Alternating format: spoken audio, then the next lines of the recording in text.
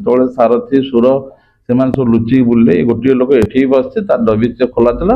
ଆଜି ବି ଚାଲିଛି, ଓଡ଼ିଶା ନୁହେଁ ଭାରତ ବାହାରେ ଭାରତରେ ସବୁ ଜାଗାରେ ମୁଁ ଦୈବିକ ଚିକିତ୍ସା କରୁଛି। ଆପଣ ଜାଣିଥିବେ ଯୋଉ ଜାଗାରେ ଯୋଉ ଛକରେ ମୁଁ ଛିଡ଼ା ହୁଏ ସେଠି ଶହ ଶହ ଲୋକ ମୋତେ ଘେରି ଯାଆନ୍ତି।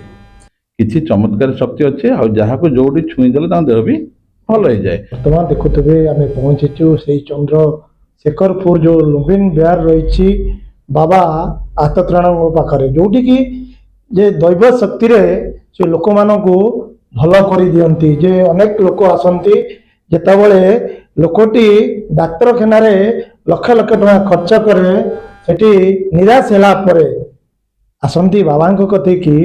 ବାବାଙ୍କର ଆଶୀଷ ଲାଭ କଲା ପରେ ଲୋକଙ୍କର ଦେହ ଭଲ ହେଇଯାଏ, ଯୋଉଟା କି ଦୈବ ଶକ୍ତି ଦ୍ୱାରା ବାବା ଭଲ କରନ୍ତି ଲୋକଙ୍କୁ। ଆମେ ସିଧାସଳଖ କଥା ହେବା ସେ ବାବା ଆତତ୍ରାଣଙ୍କ ସହିତ କଥା ହେବା, ସେ କ'ଣ କହୁଛନ୍ତି। ବାବା, ଆପଣଙ୍କ ମକ୍ ନ୍ୟୁଜକୁ ସ୍ୱାଗତ।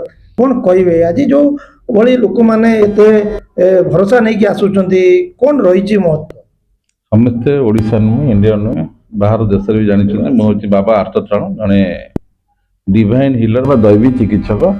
ଏଠାରେ ମେଡିକାଲରୁ ନିରାଶ ହେଇ ଫେରୁଥିବା ରୋଗୀମାନଙ୍କର ଶେଷ ଆଶା ଭରସା ଏଠି, ଯୋଉଠି କୌଣସି ରୋଗ ପାଇଁ କୌଣସି ଔଷଧ ନାହିଁ, ଟିକେ ସ୍ପର୍ଶରେ ଆଶୀର୍ବାଦରେ ଅସାଧ୍ୟ ରୋଗ ସବୁ ଭଲ ହେଇଯାଏ। ଆପଣମାନେ ଜାଣିଥିବେ ଦୀର୍ଘ 2011 ମସିହାରୁ ଓଡ଼ିଶା ନୁହେଁ, ଇଣ୍ଡିଆ ନୁହେଁ, ବାହାର ଦେଶକୁ ଯାଉଛି, ସେଠି ମୋର ଡିଭାଇନ୍ ଟ୍ରିଟମେଣ୍ଟ ଲାଗୁଛି। ଏବେ କାଲିଠାରୁ ମୁଁ ଯାଉଛି କୁମ୍ଭମେଳାକୁ, ସେଠି ମୋର ଦୈବୀ ଚିକିତ୍ସା କେନ୍ଦ୍ର ଖୋଲାଯିବ।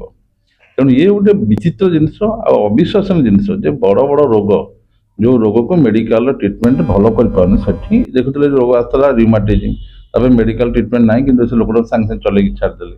ତେଣୁ ଇଏ ହେଉଛି ବିଚିତ୍ର ଆଉ ବିରଳ ଆଉ ଅବିଶ୍ୱାସନୀୟ ଚିକିତ୍ସା, ଯାହା ଆମେ କେହି ବିଶ୍ୱାସ କରିପାରିବାନି ଯେପର୍ଯ୍ୟନ୍ତ ନ ଦେଖିଛେ ଯେ ଏମିତି ଗୋଟେ ଲୋକ ଆସିଥିଲା ସାଙ୍ଗେ ସାଙ୍ଗେ ଛୁଇଁଲା ପରେ ଭଲ ହେଇଗଲା। ଇଏ ହେଉଛି ଗୋଟେ ବିରଳ ଚିକିତ୍ସା, ଯାହାକୁ ଆମେ କହୁଛୁ ଦୈବୀ ଚିକିତ୍ସା ବା ଡିଭାଇନ୍ ଟ୍ରିଟମେଣ୍ଟ। ଦୁନିଆରେ ଯେତେ ରୋଗ, ସବୁ ରୋଗୀ ଏଠିକୁ ଆସୁଛନ୍ତି। ଯୋଉ ବାବା ମାନେ କହିଲେ ଓଡ଼ିଶାରେ ବହୁତ ଲୋକ ଏବେ ମତେ ଦେଖି ନକଲ କରୁଛନ୍ତି, କିନ୍ତୁ ଶକ୍ତି ଥିବା ଦରକାର। ଆପଣମାନେ ଜାଣିଥିବେ ଯୋଉ ଜାଗାରେ ଯୋଉ ଛକରେ ମୁଁ ଛିଡ଼ା ହୁଏ ସେଠି ଶହ ଶହ ଲୋକ ମୋତେ ଘେରି ଯାଆନ୍ତି। କିଛି ଚମତ୍କାର ଶକ୍ତି ଅଛି, ଆଉ ଯାହାକୁ ଯୋଉଠି ଛୁଇଁ ଦେଲେ ତାଙ୍କ ଦେହ ବି ଭଲ ହେଇଯାଏ। ଯୋଉଟା ଆମେ ସବୁ ଜାଗାରେ ପରୀକ୍ଷା ଦେଇଛୁ, ପ୍ରମାଣ ଦେଖେଇଛୁ। ଦୀର୍ଘ 11 ବର୍ଷ, 2011 ମସିହାରୁ 2025, 14 ବର୍ଷ ହେଲା ଭୁବନେଶ୍ୱର ବସିଛି। ଯେତେବେଳେ ସାରଥୀ ସୁର ସେମାନେ ସବୁ ଲୁଚିକି ବୁଲିଲେ ଏ ଗୋଟିଏ ଲୋକ ଏଠି ବସିছে ତାର ଦୈବିତ୍ୟ ଖୋଲା ଥିଲା। ଆଜି ବି ଚାଲିଛି, ଓଡ଼ିଶା ନୁହେଁ ଭାରତ ବାହାରେ ଭାରତରେ ସବୁ ଜାଗାରେ ମୁଁ ଦୈବୀ ଚିକିତ୍ସା କରୁଛି।